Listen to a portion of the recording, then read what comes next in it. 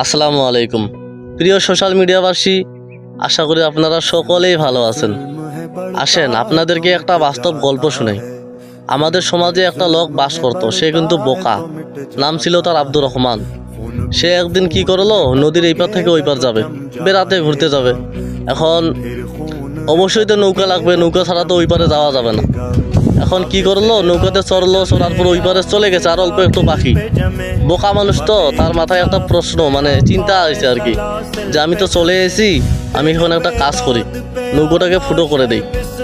সে মনে মনে ভাবেই নেই যে আমাকে আবার ফিরতে হবে, এই নৌকাটা আমাকে আরো লাগতে পারে। চলে গেল নৌকা ফুটো করে। এখন ভাই নৌকা ফুটো করলে তো পানি অবশ্যই ঢুকে যাবে নৌকাতে অল্প অল্প করে, একেবারেই তো যাবে না, অল্প অল্প করে যাবে। এখন সে বাড়ি যখন ফিরবে, তার তো মনে নেই যে আমি নৌকাটা ফুটো করে রাখছিলাম। নৌকাতে চড়ছে, চড়ার পর মাছ নদীতে যখন আইছে, আসার পর ওই অল্প অল্প করে পানি ঢুকে ওইখানে নৌকাটা ডুবে গেছে। এখন ভাই দেখেন, ডুবে যাওয়ার পর সেই আব্দুর রহমানের মৃত্যু হয়। এখন এই কথাটা কিন্তু নৌকা বা আব্দুর রহমান এদের জন্য ছিল না।